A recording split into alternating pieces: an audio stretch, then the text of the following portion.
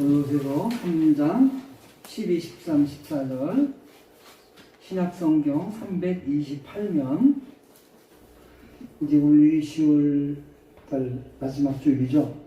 10월은 제가 친교의 달로, 교제의 달로, 사랑의 달로 한 달을 이렇게 우리가 보내자 했습니다.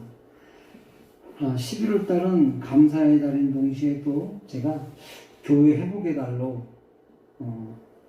그렇게 정했습니다.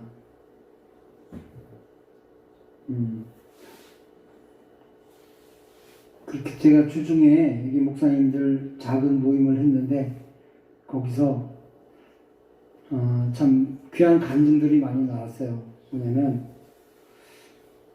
교회가 처음에 정부에서 비대면 예배 그래갖고 비대면 예배를 일찍 시작한 교회들이 굉장히 어려움을 겪는다 하는 얘기.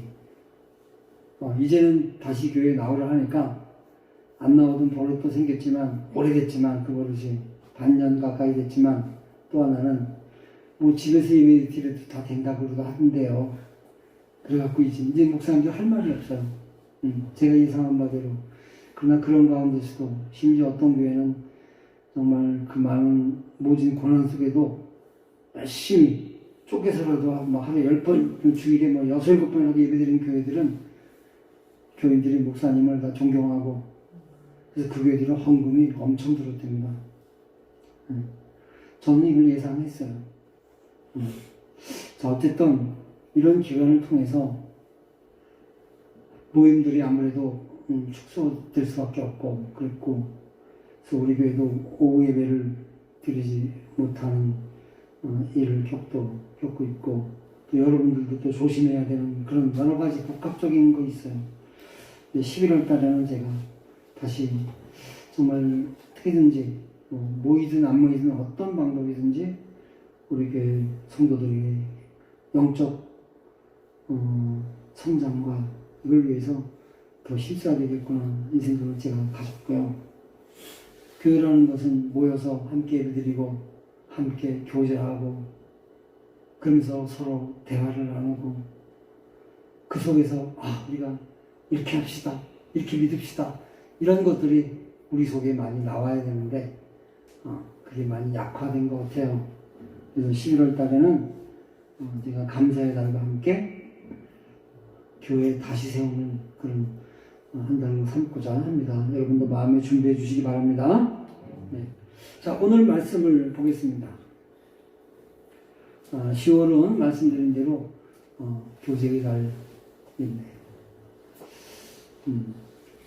제가 주중에 그저께인가 뉴스를 하나 봤는데 아주 섬찟한 뉴스였어요. 남편이 자고 있는데 부인이 남편에게 미리 수면제를 5알을 먹였대요. 그리고 남편이 자고 있는데 이 뉴스 보신 분 계세요? 못 봤죠? 찾고 자는 사람에게 보이느니라. 이 부인이 남편이 잘 때 참 무한 얘기지만 남편의 성기를 잘라버렸어요. 수면제를 많이 먹이고 그리고 손목을 잘라버렸어요.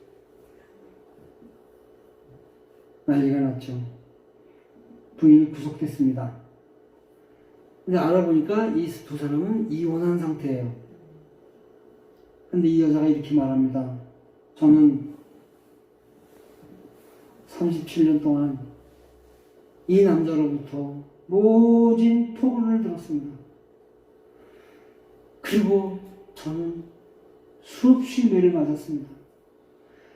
제 결혼 생활에 기억 남는 것은 폭언과 폭력밖에는 없습니다. 그래서 이혼을 했습니다. 이혼을 했는데도 이 사람은 뻑하면 찾아와서 내게 폭언을 하고 나를 때렸습니다. 제가 벗어날 길이 없었습니다. 그래서 저는 오늘 수면제를 먹이고 이 사람을 죽이고 싶었지만 이렇게 해코자를 입혔습니다. 그리고 남편이 이런 말을 한 거예요. 돌아보니까 맞다. 내가 이 사람과 함께 살면서 정말 아름다운 교제를 나누지 못했다. 내가 이렇게 된 거는 이렇게 되고도 싸다. 뿐만 아니라 나는 앞으로 내 목숨이 붙어있는 한 나를 돌아보면서 반성하면서 내가 살겠다.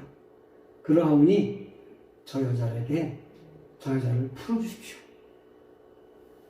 이 내용이 이거예요. 두 사람이 행복하지 않으면서 만나며 살았는데 전 늘 그렇게 생각해요. 누군가를 만나면 좋아야 돼요. 만나면. 그렇잖아요? 행복해야 돼요. 즐거워야 돼요. 그러니까 그 만남을 자꾸 갖는 거 아니겠어요? 저희 카페에 오시는 목사님, 많은 분들이 그래요. 여기 오시는 이유가 사실 이게 시골집이잖아요. 근데 그런 얘기를 해요. 여기 오면 즐겁대요. 한 목사님 만나는 게 즐겁대요. 아유, 얼마나 고맙습니까? 자기 돈 내고 와서 커피 마시고 또 그래서 제가 얘기를 했더니 저는 갈 때 목사님 만나서 제가 즐거움을 안고 돌아가요. 그래요.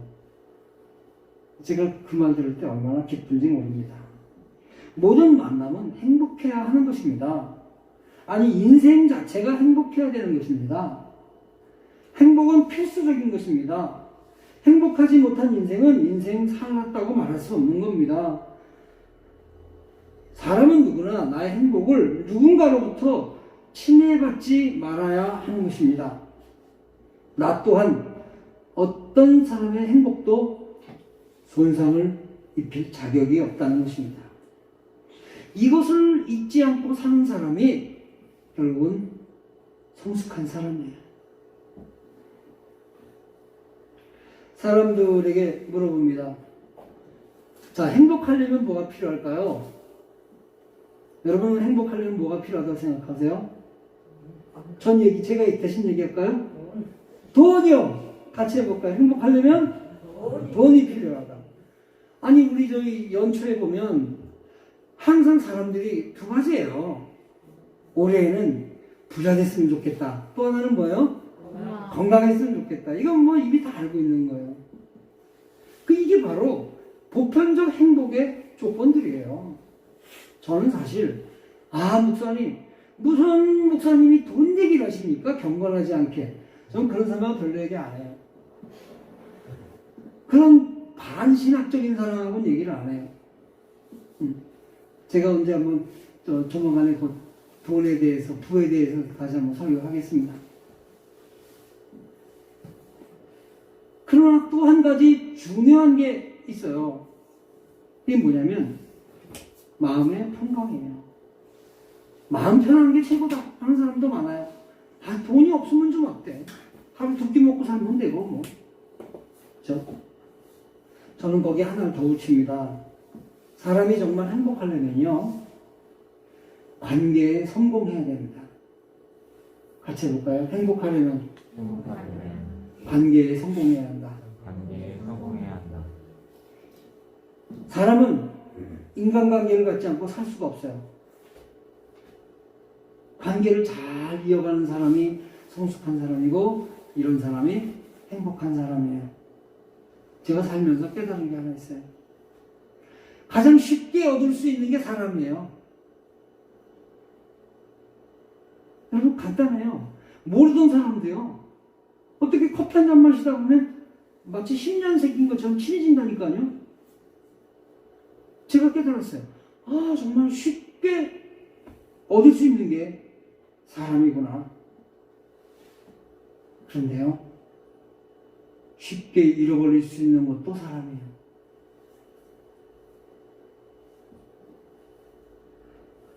내 가까운 사람들과의 관계를 돌아보십시오. 나는 부부간에 얼마큼 행복한 관계를 갖고 있습니까? 나는 부모 자식들과 얼마만큼 행복한 관계를 맺고 있습니까? 나는 친구들과 정말 담이 없이 지내고 있습니까? 나는 직장 동료들과 얼마만큼 따뜻한 관계를 갖고 있습니까? 나는 학교 친구와 정말 잘 지내고 있습니까? 나는 우리 교우들과 정말 진실하게 없이 성령 충만한 모습으로 교제하고 있습니까? 관계를 잘 맺는다는 것은 저는 이렇게 말해요. 그것은 하나의 예술이에요. 저는 이런 작품들, 이런 분들 존경해요. 이거 하나 만들 때 얼마나 힘들겠습니까? 이 꽃 한 송이 만들 때 얼마나 힘들겠습니까? 네, 존경하고 아주 멋있는 분들이에요. 하지만 저는 사람들과 정말 잘 교제하는 사람, 전 이 사람들을 최고의 예술가로 저는 명하고 살들. 목회는 예술이다 하는 말을 저는 후배들, 제자들에게 많이 해요. 목회가 왜 예술인가? 많은 사람들, 다양한 사람들과 다 맞추고 잘 지내는 게 목회거든요. 이 사람에게는 이렇게, 그래, 그랬어. 저 사람에게, 그랬어. 그럴 수도 있지. 아유, 이건 굉장히 어려운 일이에요. 그것이 바로 아름다운 예술이라는 거죠. 제가 언젠가 그 반기문이라고 하는 유엔 사무총장 했던 사람이 연설하다가 그 가운데 그런 말 하는 걸 제가 들었어요. 인생 최대의 지혜는 친절입니다.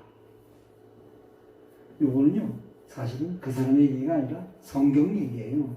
성경은 뭐라 그러냐면요, 성령 충만한 사람은 친절합니다. 여기 현대어 번역 성경에 있어요. 성령 충만한 사람은 사람들과 잘 지낸다는 거예요. 우리가 성령 충만하면 기도를 몇 시간 하느냐, 금식을 몇 번 했느냐, 병든 자 일으켰느냐, 이런 걸 얘기할 수도 있겠지만, 그러나 갈라디아 5장을 보세요. 성령의 열매는 전부가 다 관계성이에요. 여러분이 성령 충만한가 아닌가는 무엇으로 압니까? 여러분들이 얼마나 많은 사람들과 아름다운 관계에 성공을 맺고 있느냐, 그걸 보시면 돼요.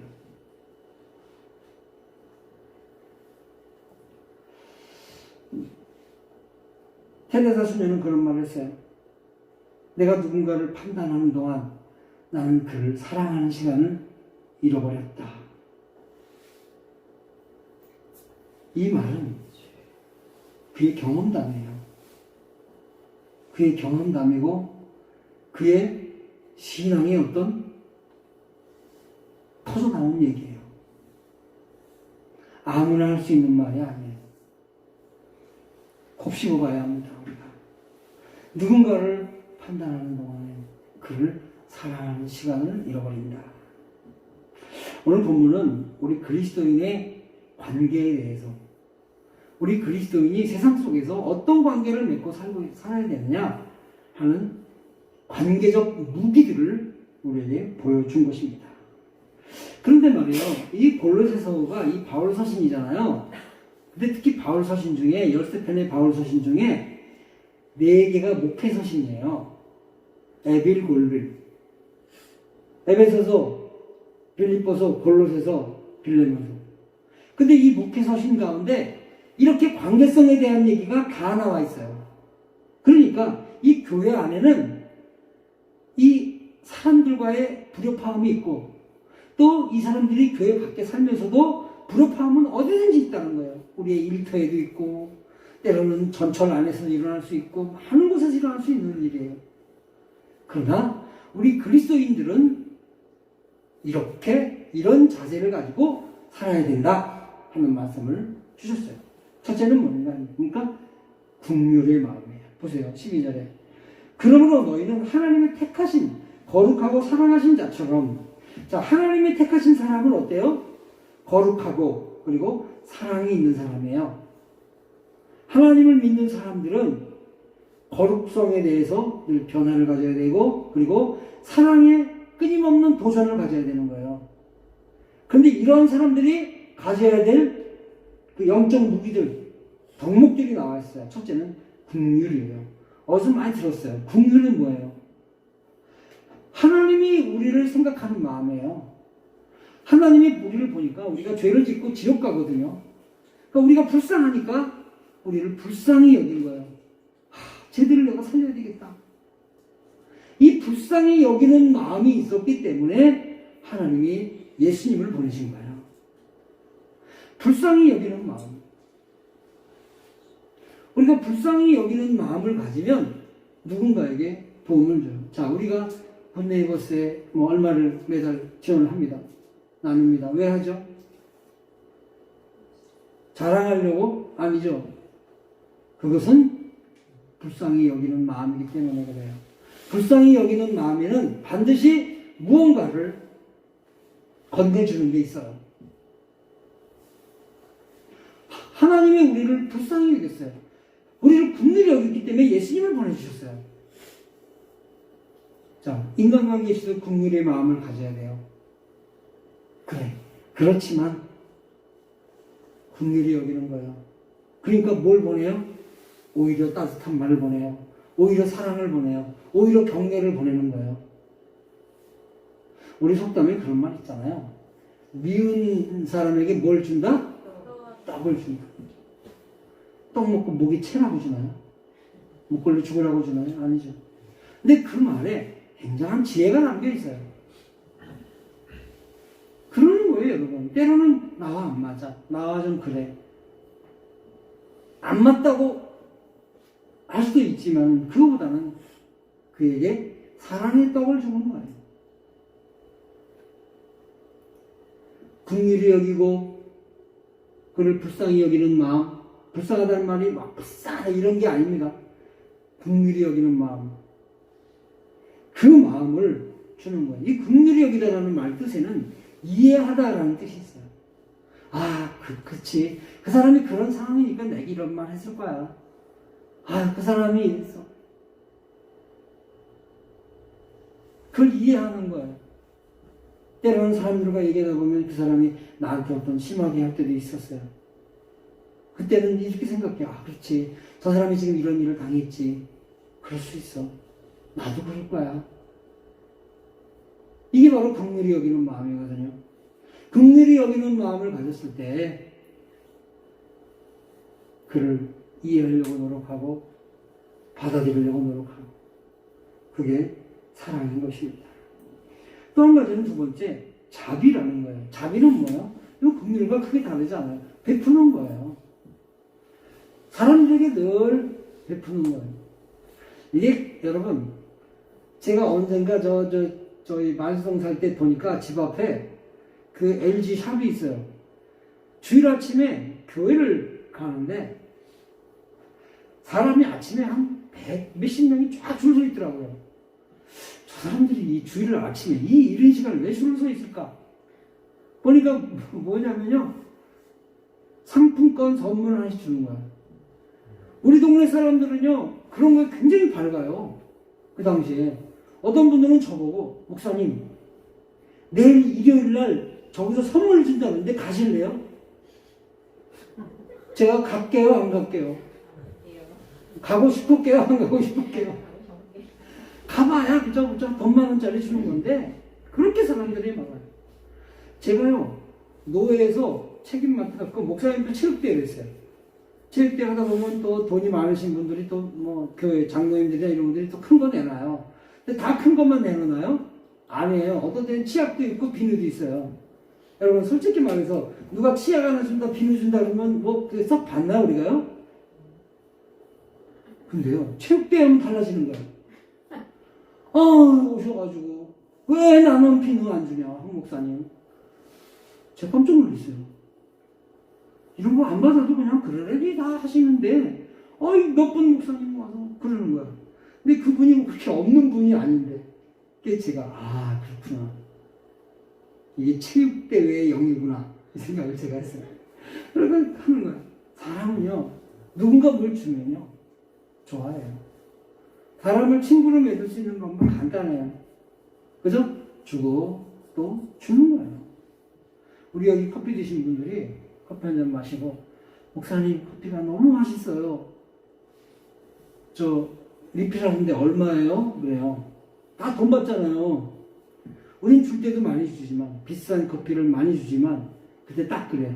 리필이요? 미소 한번 줘주시면 돼요. 그냥 주거든요. 얼마나 좋아하는지 몰라요? 그 돈 1,000원 안 받았다고 정말 구원받은 얼굴을 볼 때 얼마나 달라지는지 몰라요. 사람은요, 무엇인가 주면 좋아하는 거예요. 여러분 생각해보세요. 여러분 누군가 여러분을 정확하게 지적해주는 사람이 좋아요? 아니면 여러분을 격려하는 사람이 좋아요? 격려하는 사람이 좋은 거예요. 저도 어디 가서 설교하고 나면 그게 교인들이 목사님 말씀 너무 잘 들었어요. 목사님 설교 짱이에요. 그러면요. 막 오늘 커피 제가 사겠습니다 그래요. 근데 어떤 분은 이래서 어떤 분이 오셔갖고 목사님의 설교는 신학적으로 여기가 문제고 뭐 그러면요. 커피 사려고 꺼냈다가 그냥 돌을 집어넣어요. 그래서 그렇지 않겠어요? 자비를 해요. 여러분 인간관계에서 이 자비를 베푸는 거는 굉장한 힘이 있어요. 그런 말이 있어요. 리더는 밥 사는 사람이다. 밥 사면요 사람들 평판이 엄청 좋아요. 제가 어느 신학교 가서 설교를 했어요. 그래서 설교하니까 얼마 이렇게 거마비라고 해서 주잖아요. 좀 많이 넣나 봐요. 저는 그 집회를 마치고 나서 여기 신학생 가운데 등록금 못 낸 사람이 있으면 썼으면 좋겠습니다 했어요. 근데 그달에 그 신학대학에서요 닮고 싶은 목회자 1위가 저였어요. 제가 그때 알았어요. 아무리 유명하고 와서 막 해도요. 그냥 자기가 다 물론 그게 나쁜 게 아니죠. 받고 다 하는 사람보다 그저 받았지만 누군가 등록금 못 냈어요? 놓고 와요. 저는 그분들에 비해서 한참 부족한 사람인데 이거 한 건으로 완전히 제가 역전했다니까요. 할렐루야. 여러분 누군가에게 조그만 거 베풀어 보세요. 조그만 거라도 이렇게 나눠보세요. 아우 집사님 이거 한번 잡숴보세요. 집사님 가져보세요. 비싼 거 아니어도요. 사람들은 거기에 마음이 동하는 거예요. 그 다음으로는 인간관계에서 아주 중요한 말씀이 있어요. 이게 뭐냐면 겸손 그리고 온유예요. 이 겸손과 온유는 성경에서 항상 세트로 사용이 됐어요. 왜 세트로 사용이 됐냐면 예수님이 이런 말씀했어요. 수고하고 무거운 짐진 자들아 다 내게로 오라. 그 다음 말씀이 뭐냐? 너희는 내게 겸손과 온유를 배워라 이랬어요. 겸손과 온유를 배워라. 여러분 이 말씀을 묶어서 봐야 돼요. 수고하고 무거운 짐진 자들아 다 내게로 오라. 너희는 내게 겸손과 온유를 배워라. 왜 사람들이 무거운 인생을 살죠? 왜 사람들이 힘들게 살죠?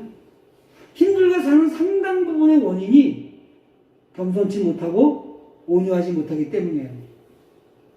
내가 겸손하지 못하고 내가 온유하지 못해서 내가 속상한 거예요.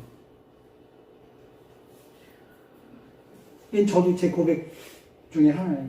보니까 그렇더라고요. 내가 겸손하고 내가 온유한 사람이었으면 넘어갈 수 있는 일이 너무나 많아요. 겸손이 뭐예요? 저를 나보다 높게 보는 거 아니겠어요? 근데 나보다도 못한 것이 이러니까 내가 화가 나는 거예요. 예수님이 그랬어요. 빌립보서에 보니까 예수님은 근본 하나님과 본체시나 동등됨으로 여기지 않으시고 오히려 자기를 비워 종의 형체를 가지셨다. 그렇기 때문에 예수님이 십자가를 지신 거예요. 원래 하나님인데 인간보다도 더 밑에 내려오셔서 십자가를 졌단 말이에요. 그러니까 예수님은 사실은 십자가를 지시는 데 있어서 궁극적으로 스트레스가 없으셨다는 거예요. 어거스틴이 얘기해요. 그래서 어거스틴이 그런 말 했어요. 예수님의 길로 간다면 세상의 많은 짐들도 깃털처럼 가볍다. 이 말을 했어요. 가본 사람의 얘기죠. 사실 그렇습니다, 여러분. 우리가 언제 힘들어요? 내가 누군데 나를 이렇게 해. 거기서 우리가 힘든 거거든요. 우리의 교만이, 나의 교만이 나를 힘들게 하는 장본인이에요. 내가 겸손할 때 우리는 무심코 지나갈 수 있어요. 그리고 온유하다는 거예요. 이건 따뜻하고 부드럽다는 거 아니겠어요? 이 온유함은요, 마음에서 진심에서 우러난 표정이에요. 이게 바로 온유라는 거예요. 이것이 우리 크리스찬들이 가져야 될 진정한 언어예요. 이 언어라는 것은 글만이 아닙니다. 언어는 표현이 더 중요한 것입니다. 우리 친구 목사님이 미국에서 공부를 했어요. 공부하고 왔는데 제가 이제 이런저런 얘기하다가 영어에 대한 얘기했어요. 그러다 보니까 이 친구가 영어를 그렇게 썩 잘하지 못하는 것 같아요. 미국에서 3년 공부하고 왔는데. 근데 이 친구가 하여튼 그렇게 공부하면서 이 언어 공부할 때 제일 힘든 게 뭐냐면 전화 통화래요. 상대방이 안 보이니까. 표정을 모르니까. 영어를 좀 하다가도 전화를 받으면 지금 이 사람이 어떤 뜻으로 말하는지를 모르겠대요. 그래가지고 전화만 받으면 자기가 소위 말하는 잉글리시 먹통이 된다는 거예요. 그런 경험을 얘기하더라고요. 온유라는 것은 진정성의 표현입니다. 사람과의 관계 속에서 내가 때로는 표현력이 부족해도 내가 따뜻한 표현이 되고 따뜻한 말씨를 쓰고 따뜻한 미소를 전해주면요, 그것은 소통할 수가 있는 거예요. 아무리 딱딱딱딱딱딱 떨어지는 말을 쓴다 할지라도 그 사람에게 온유함이 없다면 그 말은 다 차갑게 들리는 거예요. 언제나 따뜻한 표현, 따뜻한 말, 따뜻한 미소, 이것이 사람들을 얻게 하는 힘이다라는 것입니다. 오늘 말씀 맨 마지막에 보니까, 그 다음에 보니까 서로 용납하고 피차 용서하라. 자, 보세요. 용납하는 말과 용서하는 말이 있는데 그 앞에 서로 용납하고 피차 용서하라. 우리 가만히 생각해 봐야 돼요. 물론 상대방이 어떻게 해서 내가 힘들 수도 있지만은 가만히 생각해 보면요, 일방적인 건 그렇게 많지 않아요. 서로예요, 서로. 내가 저 사람을 용서할 수 없다고 하지만 조금만 다른 방향에서 보면 저 사람도 나를 용서할 수 없는 일이 있거든요. 또 내가 누군가를 나 이래서 용납할 수 없어! 하지만 저 사람의 입장에서 볼 때는 내가 용납이 안 되는 부분이 있는 경우가 너무나 많아요. 전 이 말씀이 어제 제가 이 말씀 묵상하면서 참 좋아요. 만약에 누가 네가 혐의가 있거든 용납하고 용서하라 이렇게 썼다면 제가 모르겠는데, 누가 네가 혐의가 있거든 서로 용납하고 서로 용서하고 피차 용납하라. 서로 피차. 서로를 생각하는 마음이에요. 여러분, 여기는 해결이 있어요. 내가 저 사람을 용서하는 것과 동시에 나도 저 사람에게 용서받을 것이 있을 것이다 라고 할 때 서로가 다시 화해할 수 있는 가능성이 있는 거예요. 그런데 나는 용서받을 게 없어, 나는 완벽해, 근데 다 저 사람 때문이야 라고 했을 때는 관계가 이루어지는 게 아니에요. 우리는 항상 생각해야 돼요. 아, 나도 저 사람에게 상처 준 게 있을 것이다. 나도 용서받을 부분이 있을 것이다. 여러분, 자기를 돌아보는 사람이 성숙한 사람이잖아요. 사람이 성장하려면 두 가지를 확실히 봐야 돼요. 하나는 세상을 봐야 돼요. 세상이 어떻게 변화되는지를 봐야 돼요. 근데 그것만 보는 사람들은요, 절대로 성장하지 못해요. 정말 성숙해지려면 자기를 보는 시간이 많아야 돼요. 여러분, 우리가 큐티를 하는 거잖아요. 큐티를 왜 해요? 이거 큐티를 통해서 김집사, 최집사, 박집사를 보려고 하나요? 아니에요. 큐티는 하나님 앞에 나를 보는 거예요. 저도 그런 일이 있었어요. 어느 날 어떤 목사님이 말을 하는데 굉장히 화가 나고 해서는 안 되는 말을 하고 자존심을 건드리고 그랬어요. 화가 나서 며칠 동안을 이걸 내가 불러서 얘기를 해야 되나 했어요. 그러다가 저 자신을 돌아보면서 쭉 돌아봤어요. 물론 저는 그 사람에 대해서 얘기한 일이 없어요. 그렇지만 하나님 앞에 내가 나를 돌아보니까 여전히 나는 부족한 사람이었다는 거예요. 그리고 제 마음에 그냥 서로 용납하자 하는 그런 마음, 이런 마음도 생기더라고요. 그렇습니다, 여러분. 우리가 이 서로라는 것, 항상 나에게도 문제가 있다는 것, 이거를 우리가 갖고 있으면 내가 성장해요. 자, 근데 오늘 말씀 마지막에 보니까요, 14절에 이 모든 것 위에 사랑을 더하라. 이는 온전하게 매는 띠니라. 온전하게 매는 띠니라. 이 사람들을 온전하게 맺는 거예요. 늘 바라는 게 그거예요. 공동체가, 어떤 공동체든지 온전하게 이렇게 온전한 관계가 됐을 때 그걸 바라는 거 아니겠어요? 우리 가족이 정말 서로 간에 담 없이 온전해지는 거죠. 우리 교회가 그렇게 되는 거죠. 정말 더 욕심이 있다면 우리 사회가 좀 그렇게 됐으면 좋겠는데 안 되잖아요. 왜요? 사랑이 없으니까. 이쪽에서는 저쪽이 다 죽어야 된다 그러고 저쪽에서는 이쪽이 다 죽어야 된다는 거예요, 지금. 근데 다 국민이야. 어떡하겠어요, 이거. 예.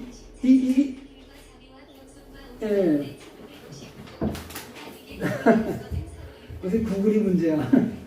자, 어쨌든 그렇게 돼야 되는 거예요. 결국 오늘 말씀 강하게 보면 국률과 자비와 겸손과 온유와 용서, 이건 뭐예요?